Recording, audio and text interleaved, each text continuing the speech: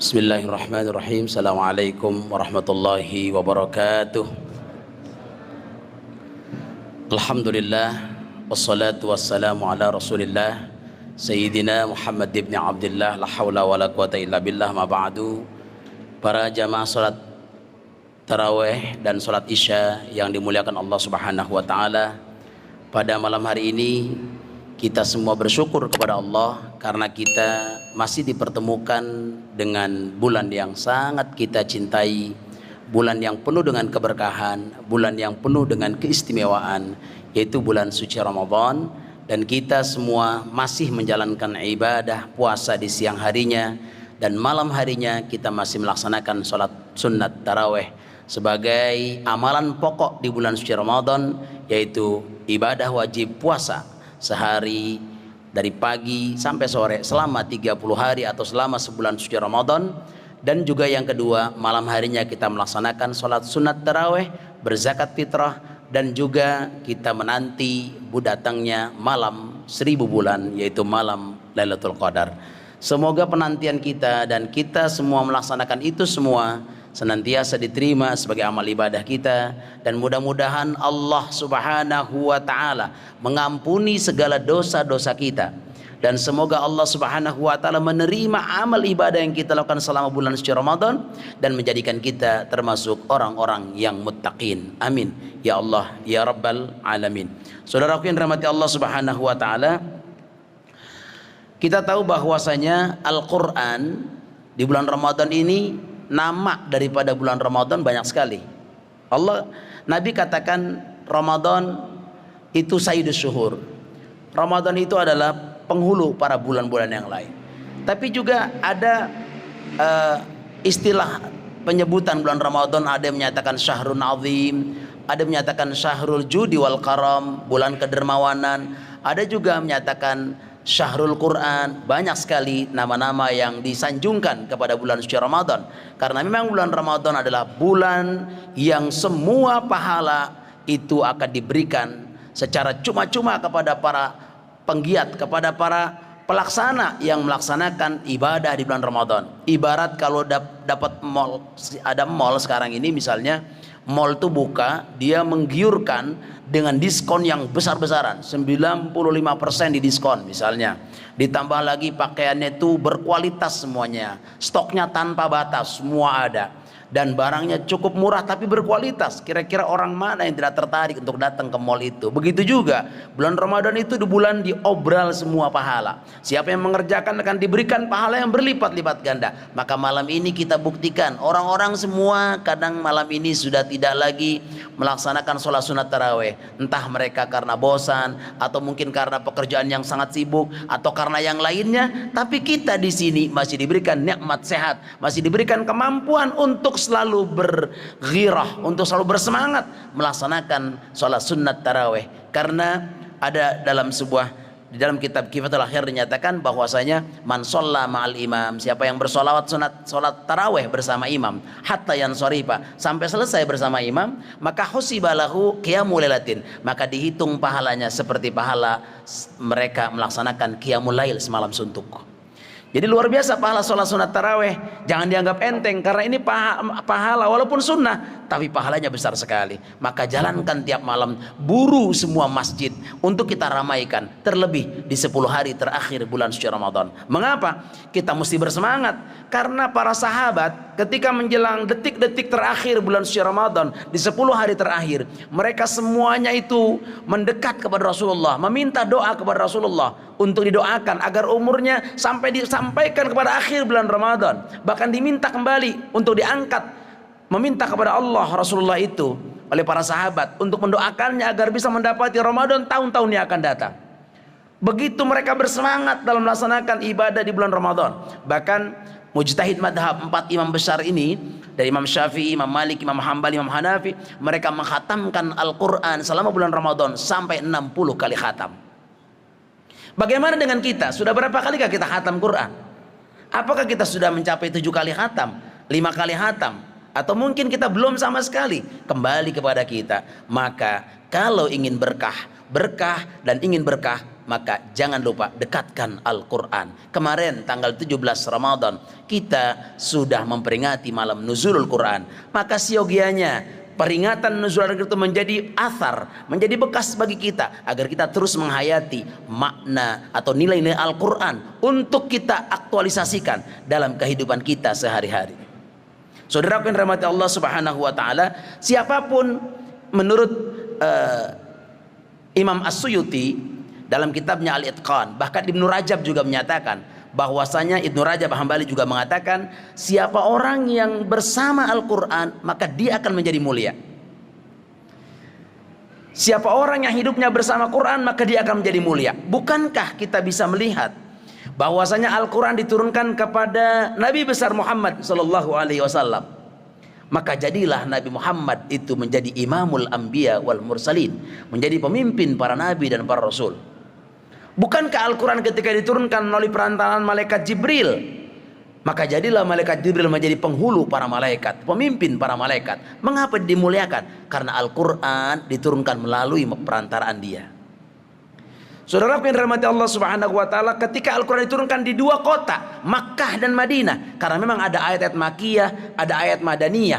Di dua kota itu Al-Quran diturunkan, maka jadilah dua kota ini ada dua kota di dunia yang sangat disucikan, yang sangat disakralkan, bahkan dua kota yang sangat mulia, sangat dimuliakan oleh seluruh umat manusia, karena di dalamnya ada Al-Quran diturunkan, ada Ka'bah Baitullah, ada Rasulullah Sallallahu Alaihi Wasallam makamnya di kota Madinah.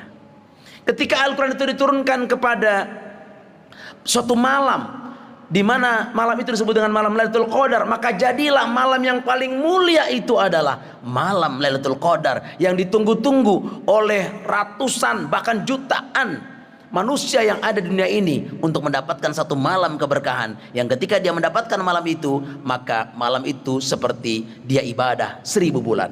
1000 bulan berarti ketika dihitung 83 tahun 4 bulan. Maka daripada itu saya katakan bahwa semua yang bersama Al-Quran, orang yang hidup bersama Al-Quran, maka dia dijamin demi Allah dia akan menjadi orang yang dimuliakan Allah Subhanahu wa taala. Saudaraku yang dirahmati Allah Subhanahu wa taala, jangan sampai bulan suci Ramadan datang dan hampir selesai kita tidak mendapatkan maghfirah, ampunan Allah Subhanahu wa taala. Karena Nabi pernah mengatakan, raghima anfu abdin dakhala alaihi Ramadan falam yughfar lahu. Sungguh hina kata Nabi, sungguh celaka kata Nabi, memasuki bulan suci Ramadan, seorang hamba yang masuk bulan suci Ramadan tapi dia tidak mendapatkan ampunan dari Allah Subhanahu wa taala atas segala dosa-dosanya. Mengapa? Karena Ramadan, memasuki Ramadan dia tidak memaksimalkan ibadah, bahkan dia santai-santai, bahkan tidak berpuasa, bahkan tidak memaksimalkan ibadah di bulan suci Ramadan. Maka inilah orang yang sungguh terhina, sungguh celaka, dan sungguh hina karena tidak memaksimalkan ibadah di bulan Ramadan. Karena ibadah di bulan Ramadan yang kita lakukan saat ini, semua aspek ibadah yang kita lakukan saat ini, baik wajib maupun yang sunnah, itu semuanya akan mengantar kita kepada jenjang takwa. Dan ketika kita melakukan amal soleh di bulan Ramadan, itu akan menghapus dosa-dosa kita. Karena Ramadan itu adalah pembakaran. Ramadan asalkan dari Romido, Yarmado, Ramadan, artinya adalah pembakaran. Dengan amal soleh yang kita lakukan, maka semua dosa-dosa kita akan terbakar. Maka jadilah ketika Ramadan berakhir, kita menjadi manusia yang Idul Fitri. Id artinya kembali, fitri artinya suci, kembali kepada sucian, kembali kepada kesucian, kebersihan, sehingga kita layaknya bayi yang baru lahir dalam kandungan ibu kita. Maka jadilah kita orang-orang yang muttaqin, orang-orang yang bertakwa kepada Allah SWT, yang akan dijanjikan bonusnya adalah memasuki surganya Allah dari pintu Ar-Rayyan. Siapa itu? Ketika Allah menghias, setiap malam Allah menghias pintu surganya, para malaikat bertanya, ya Rabb, untuk apa kau hias pintu ini? Luar biasa pintu ini kau hias begitu indah. Buat siapa ya Allah? Apa kata Allah? Ini adalah untuk hamba-hambaku yang berpuasa di bulan suci Ramadan. Begitu Allah mempersiapkan hamba-hambanya yang berpuasa imanan wahtisaban, karena iman, karena mengharap ridho Allah Subhanahu wa taala, maka dia akan memasuki semuanya ke dalam pintu surga yang dinamakan pintu itu adalah Ar-Rayyan, orang-orang yang berpuasa di dalamnya. Amin ya Allah ya rabbal alamin. Saudaraku yang dirahmati Allah Subhanahu wa taala, Al-Quran, ada 3 hal mengapa Al-Quran menjadi begitu sumber kemuliaan, mengapa Al-Quran menjadi sumber kebahagiaan bagi orang-orang yang memilih hidup bersama Al-Quran. Pertama, karena alasannya Al-Quran itu adalah yarfa'u. Al-Quran akan mengangkat derajat para pencintanya. Al-Quran akan mengangkat derajat para penghafalnya. Al-Quran akan mengangkat derajat para pembacanya. Mereka menghafal, mereka membaca, mereka mengamalkan, sehingga dengan demikian dia akan diangkat derajatnya oleh Allah Subhanahu wa taala. Bukankah kita melihat orang-orang yang mengamalkan Al-Quran siang dan malam, yang dia hafal cuma Al-Quran, dia berkata dari mulutnya keluar ayat Al-Quran, dia tidak banyak berbicara kecuali hanya Al-Quran yang dia lakukan, maka orang ini akan diangkat derajatnya oleh Allah Subhanahu wa taala. Begitu berkah hidupnya, begitu bahagia hidupnya. Hadirin rahimakumullah. Kita tahu bahwasanya Al-Quran diturunkan kepada Nabi besar Muhammad SAW, seorang manusia yang paling mulia. Baginda Rasulullah SAW menjadi mukjizat yang terbesar. Coba perhatikan, kalau kita lihat Al-Quran ini adalah mukjizat terbesar bagi Nabi Muhammad SAW. Meskipun mukjizat Nabi SAW itu ada 3.000 lebih mukjizatnya, tapi yang terbesar adalah Al-Quranul Karim. Berbeda dengan mukjizat Nabi-Nabi terdahulu. Kita lihat Nabi Musa alaihissalam, bukankah dia punya mukjizat tongkatnya bisa berubah menjadi ular? Bukankah tongkatnya bisa membelah lautan dan menenggelamkan Fir'aun di dalamnya, setelah Nabi Musa selamat menyeberangi lautan itu bersama pengikutnya yang beriman sampai ke Palestina? Namun setelah Fir'aun berada di tengah-tengah, maka air laut itu menyatu kembali. Allah katakan, "Fal yauma nunajjika bi badanika litakuna liman khalfaka ayah." Pada hari ini aku selamatkan jasadmu untuk menjadi pelajaran bagi orang-orang setelahnya. Artinya setelah itu betul memang kata Al-Quran, sampai saat ini jasad Fir'aun di mumi di Mesir.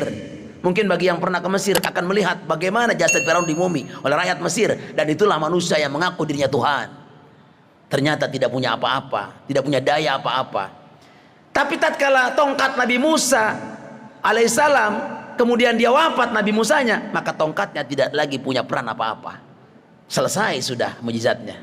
Nabiullah Ibrahim alaihissalam ketika dia dibakar oleh Raja Namrud, kemudian dibuang ke dalam sebuah sumur, yang di dalam sumur itu adalah ada api yang besar sekali. Maka Allah katakan, "Qulna ya narukuni bardaw wa salaman ala Ibrahim." Kami berkata, "Hai api, menjadi dinginlah engkau untuk Nabiullah Ibrahim." Saat itu Nabi Ibrahim tidak merasa kepanasan, bahkan tidak usang dibakar oleh api, tapi justru Nabi Ibrahim merasakan kenyamanan. Dia merasa dingin. Api itu menjadi dingin, bukan lagi api yang membakar tubuhnya.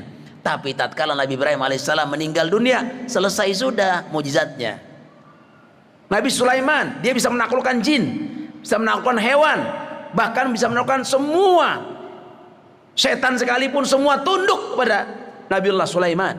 Dia bisa bahasa semua bahasa binatang. Kendaraannya angin yang bisa mengantarkannya kemana dia mau. Itu Nabi Sulaiman alaihissalam. Tapi tatkala dia meninggal dunia, selesai sudah mujizatnya. Tapi lihat Al-Quran, tatkala Al-Quranul Karim, Rasulullah SAW meskipun sudah wafat 1400 tahun yang silam, tapi kemukjizatan Al-Quran masih dirasakan hingga saat ini, hingga malam ini. Sehingga banyak orang-orang yang mencoba mencari sisi kelemahan Al-Quran, mereka tidak bisa menemukan sisi kelemahan itu, bahkan menyudahinya dengan sebuah hidayah Allah SWT. Mereka masuk ke dalam agama Islam. Bukan satu, ratusan, bahkan ribuan, bahkan jutaan orang yang ketika mendalami Al-Quran, bukan malah sisi kelemahan yang didapati, tapi justru malah hidayah Allah datang kepadanya, dan dia menjadi seorang mu'allaf, pemeluk agama Islam. Bukankah ketika mereka menghina Rasulullah SAW, menghina Al-Quran, semuanya mereka, tapi justru ujung-ujungnya mereka mendapatkan hidayah? Bukankah kita lihat misalnya Daniel Stretch, orang Swiss misalnya, dia menghina Al-Quran, dia menghina Nabi Muhammad, tapi ujung-ujungnya dia masuk Islam. Siapa lagi? Arnold van Dorn, dia dari mana? Belanda. Dia menghina, dia membuat sebuah film yang menghina Al-Quran, menghina Islam, menghina Rasulullah SAW. Ujung-ujungnya dia masuk Islam. Bahkan dia menangis di depan Ka'bah, Bahkan dia menangis di samping makam Rasulullah SAW. Dia minta ampun kepada Allah atas segala dosa-dosa yang tidak dilakukan. Dan sekarang menjadi muslim yang taat. Yusuf Estes juga orang Amerika. Dia adalah orang yang punya cita-cita menjadi seorang pastor. Tapi ternyata semua agama dia pelajari. Tapi dia pada kesempatan dia menuju ke sebuah temannya, dia berangkat ke Mesir, dia lihat kehidupan orang Islam di sana, dan kemudian dia mempelajari bagaimana orang Islam dalam kehidupan sehari-harinya. Dia tertarik, dia pelajari Al-Quran. Kemudian setelah itu dia masuk ke dalam agama Islam karena dia berteman dengan seorang muslim. Ujung-ujungnya mu'allaf, saudaraku, dan dia menjadi muslim yang taat sampai saat ini. Belum lagi ada lagi namanya Ibrahim Killington. Dan masih banyak lagi yang lain yang mereka mempelajari Al-Quran. Belum lagi yang di Indonesia, Irene. Dia ditugaskan oleh Dewan Gereja untuk mendalami Al-Quran, mencari sisi kelemahan Al-Quran, menghantam mereka, orang-orang muslim, cari sisi kelemahannya. Tapi ternyata ketika dia mendalami semua ayat Al-Quran, sampai di sebuah surat. Apa suratnya? Suratnya bernama Surat Al-Ikhlas. Maka tatkala itu dia tidak bisa lagi berkata apa-apa. Begitu dalamnya makna Surat Al-Ikhlas, sampai akhirnya dia masuk ke dalam agama Islam. Dan sampai saat ini Irene menjadi seorang pendakwah. Itulah cara Allah memberikan hidayah kepada hamba-hambanya. Orang yang ingin mencari sisi kelemahan Al-Quran, ternyata mereka ujung-ujungnya adalah menjadi seorang mu'allaf, menjadi seorang pencinta Al-Quranul Karim. Saudaraku yang dirahmati Allah Subhanahu wa Ta'ala, begitu juga kita lihat bahwasanya Al-Quran adalah kitab yang sangat mulia. Kemuliaannya tiada tara, keberkahan yang dibaca. Banyak orang yang hidup berkah, diangkat derajatnya oleh Allah, keliling ke luar negeri. Itu cuma hanya karena dia seorang pemberi materi, pemberi pendakwah Al-Quran. Kemana-mana dia berangkat dari luar negeri, dari satu negara ke negara yang lain, hanya memberikan dakwah. Tidak pernah keluar sesen pun, serupiah pun. Kenapa? Karena keberkahan Al-Quran. Allah Subhanahu wa Ta'ala mengangkat derajat bagi para pembaca Al-Quran, pengamal Al-Quran, bukan hanya di dunia, tapi juga Allah akan berangkat derajatnya di akhirat kelak. Bahkan seorang pembaca Al-Quran, pengamal Al-Quran, nanti di hari kiamat Allah Subhanahu wa Ta'ala akan tempatkan kedua orang tuanya, didudukkan di singgasana, dipakaikan mahkota yang mahkotanya itu lebih terang daripada sinar matahari menyinari rumah-rumah di dunia. Ketika salah orang tuanya, ayah ibundanya berkata, "Ya Rob, kenapa kau pakaikan aku mahkota yang aku sendiri bukan orang soleh sebenarnya?" Apa kata Allah? "Hei hambaku, kau punya anakmu yang selalu membaca Al-Quran dan dia mengamalkan Al-Quran, maka aku pakaikan engkau sebuah mahkota." Begitu Allah memuliakan kedua orang tuanya bagi para pembaca Al-Quran, pengamal Al-Quran. Dan itu bukan janji Rasulullah, janji Allah melalui sabda Rasulullah SAW. Oleh karena itu mari kita didik anak-anak kita dengan Al-Quranul Karim. Demi Allah tidak akan hina, tidak akan merasa sengsara ketika orang menghafal ayat-ayat Al-Quran, ketika orang membaca Al-Quran. Jangankan orang ini dia memahami maknanya, dia memahami tafsirannya, dia memaknai kandungannya, dia paham. Seorang yang mungkin awam, tidak ngerti apa-apa, dia hanya bisa membaca, dia nggak ngerti maknanya.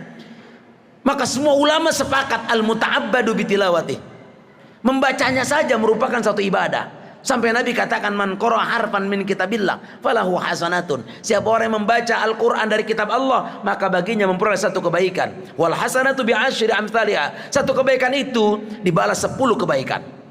Qul la aqulu lakum, aku tidak berkata kepadamu, kata Nabi, alif lam mim. Alif lam mim satu huruf, walakin alifun harfun wa lamun harfun wa mimun harfun. Tapi alif satu huruf, lam satu huruf, mim satu huruf. Itu di bulan-bulan biasa satu huruf dibalas 10 kebajikan. Bagaimana di bulan Ramadan? Semua pahala, semua amal ibadah dilipat gandakan. Allah bisa melipat gandakan menjadi 100 satu huruf. Allah bisa melipat gandakan menjadi 1000 satu huruf. Itu kehendak Allah, hak prerogatif Allah. Bagaimana ketika kita menghatamkan Al-Quran? Berapa huruf Al-Quran itu setelah kita hatamkan? Ada kurang lebih 1.040.000 sekian. 1.040.000 sekian kali satu huruf dibalas 10. Kalau di bulan Ramadan katakanlah 100, berapa kita memiliki pahala membaca Al-Quran? Maka itu khatamkan Al-Quran. Mengapa para ulama-ulama, mengapa para sahabat-sahabat ketika Ramadan datang, mereka duduk beriktikaf di dalam masjid, mereka memperdalam Al-Quran, mereka membaca Al-Quran. Bahkan tadi saya katakan Imam Syafi'i, Hanafi, Maliki, Hambali, mereka menghatamkan hingga 60 kali khatam. Pada satu hari dia 2 kali khatam, siang khatam 1 kali, malam khatam 1 kali. Kapan dia tidurnya, saudara? Berarti mereka tidur itu dalam hitungan menit, hitungan jam. Hanya berapa jam? Mungkin 1 jam dia tidur, sisanya dia lakukan untuk hanya ibadah, membaca Al-Quran, membaca Al-Quran, membaca Al-Quran. Apalagi bagi mereka sudah imam mujtahid madhab, mereka tahu persis maknanya, kandungannya, dan mereka mengamalkan itu. Bagaimana dengan kita? Tetap kita yang tidak memahami Al-Quran, maknanya hanya bisa membaca, itu dihukumi sebagai ibadah kepada Allah Subhanahu wa Ta'ala. Saudaraku yang dirahmati Allah Subhanahu wa Ta'ala, oleh karena itu mari sama-sama kita didik anak-anak kita dengan apa? Dengan membaca Al-Quran. Kenapa? Karena generasi-generasi Quran, Allah katakan, Allah janji, inna nahnu nazzalna dzikra wa inna lahu lahafidun. Kamilah yang menjaga, menurunkan adzikr, Al-Quran, dan kamilah yang memelihara Al-Quran. Saudara, mana ada kitab yang sudah 1400 tahun yang lalu diturunkan, sehingga saat ini 1 huruf pun tidak pernah ada yang bisa merubah.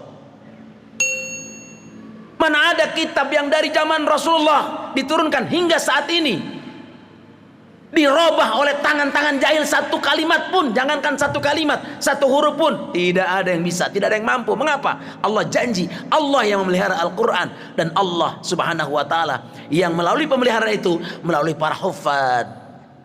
Di samping Allah yang pelihara, para hufad tersebar di seluruh dunia. Bukan hanya 1 negara, Indonesia yang mayoritas penduduknya muslim. Di Indonesia saja jutaan para hufad penghafal Al-Quran. Belum lagi negara Arab Saudi, belum lagi negara-negara Afrika, Eropa, dan sebagainya. Bagaimana ketika Al-Quran itu jangankan 1 huruf, harokatnya saja dirubah, semua dunia protes. Mengapa? Autentik, nggak ada yang bisa ngerubah. Inna nahnu nazzalna dzikra wa inna lahu lahafidun. Begitu kata Allah janji. Maka imam tadi dia baca, itu semua adalah sebagaimana yang diturunkan dari Jibril kepada Rasulullah. Rasulullah sampaikan kepada kita, kepada para sahabat, dari sahabat nyampaikan kepada sahabat, terus sampai kepada kita semua malam ini. Begitulah Al-Quran dibaca oleh Rasulullah, disampaikan kepada para sahabat yang dengan jalan mutawatir. Mutawatir itu apa? Rasulullah menyampaikan kepada orang banyak menyampaikan lagi ke orang banyak, orang banyak menyampaikan lagi ke orang banyak. Mustahil orang banyak itu berdusta. Itulah namanya mutawatir. Maka Al-Quran adalah kitab suci yang diturunkan kepada Rasulullah melalui perantara malaikat Jibril dan diturunkan secara mutawatir. Tidak ada yang bisa merubah sedikit pun. Inilah hebatnya Al-Quran. Coba perhatikan, kitab-kitab yang lain sudah banyak dirubah, tidak lagi otentik, tapi Al-Quran hingga saat ini tetap otentik. Mudah-mudahan kita semua selalu dekat dengan Al-Quran sehingga kita menjadi orang-orang yang mulia. Yang kedua adalah yashfa'. Al-Quran itu begitu sangat istimewa sehingga orang yang dekat dengan Al-Quran dia akan bahagia, dia akan berkah. Kenapa? Karena yashfa'. Apa itu yashfa'? Al-Quran itu selalu memberikan syafaat kepada siapa saja para pembacanya. Nabi katakan dalam sebuah hadisnya, Iqra'ul Qur'ana fa innahu ya'ti yaumal qiyamati syafi'an li ashabi. Bacalah Al-Quran karena nanti di hari kiamat dia akan berikan syafaat kepada orang yang membacanya. Sampai-sampai ada sebuah hadis, Inna lillah, sesungguhnya Allah itu punya keluarga. Ya. Siapa? Saya bertanya, manhum ya Rasulullah, siapa itu keluarganya Allah? Ya Rasulullah, siapa? Mereka hum ahlul Quran wa khassatuhu, mereka adalah ahli Quran. Itulah keluarga Allah. Jadi ini hadis dikatakan, inna lillahi ahlina minan nas, sesungguhnya Allah punya keluarga di kalangan manusia. Sahabat bingung bertanya, manhum ya Rasulullah, siapa itu ya Rasulullah? Dijawab oleh Nabi, hum ahlul Quran wa khassatuhu, dia adalah ahli Quran dan orang-orang yang diistimewakan oleh Allah SWT dengan Al-Quran. Maka mudah-mudahan hari ini, malam ini kita berdoa, semoga keturunan-keturunan kita dan kita semua menjadi keluarganya Allah Subhanahu wa Ta'ala. Saudaraku yang dirahmati Allah Subhanahu wa Ta'ala, yashfa. Yang ketiga adalah yanfa. Al-Quran memiliki manfaat jika dibaca. Bahkan saudara, bukan hanya sebagai manfaatnya, Al-Quran ketika dibaca mendatangkan ketenangan. Kita kalau habis baca Quran saudara, tenang rasanya, hati ini damai. Bahkan maaf orang yang stres ketika mendengar Al-Quran, tenang hatinya. Ketika sudah orang itu selesai baca Quran, mulai lagi dia stres lagi. Itu banyak seperti itu. Ketika orang kemasukan jin, diruqyah dengan Al-Quran. Ini banyak saudara-saudara yang dirahmati Allah SWT. Manfaatnya di samping itu mendatangkan ketenangan hidup dengan Al-Quran. Insya Allah semuanya yang dekat dengan Al-Quran, maka manfaatnya kita rasakan. Di samping itu sebagai obat. Obat, ada sebuah saat di zaman Rasul pernah terjadi, di mana ada seorang sahabat dia ingin dakwah ke suatu tempat di suku Baduy waktu itu. Orang itu belum masuk Islam. Ketika ada raja, ada semacam kepala kampung, kepala suku di sebuah Baduy disengat kalajengking. Ketika disengat kalajengking, kemudian racunnya sudah masuk sampai ke hulu hatinya. Semua badannya bengkak dan sakit. Panas tinggi badannya. Akhirnya datanglah sekelompok orang muslim yang ingin dakwah di kota itu, di kampung itu, di suku Baduy itu. Maka akhirnya seorang kaki tangannya, kepala dusun, kepala kampung itu menyatakan, siapa yang bisa menyembuhkan kepala kita, kepala kampung atau kepala dusun kita, maka dia akan diberikan hadiah. Ternyata seorang muslim, berapa rombongan pada masa sahabat saat itu datang dan mengatakan, kami coba membantu untuk memberikan obat kepadanya. Kemudian dia minta kepada Allah, dia baca surat Al-Fatihah, kemudian dengan air, dan kemudian di situ disemburkan dibalutkan air yang sudah dibacakan doa. Saudara, dengan izin Allah akhirnya itu sembuh. Dan dikasih hadiah kambing saat itu, kambing besar diberikan hadiah. Tapi orang muslim saat itu bukan itu tujuannya, dia tidak terima.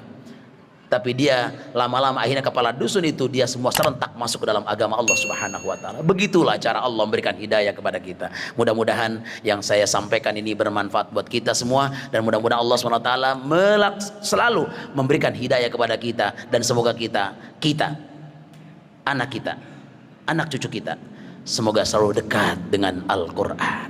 Amin ya Allah ya Rabbal Alamin. Wallahul muwaffiq ila aqwamit thoriq.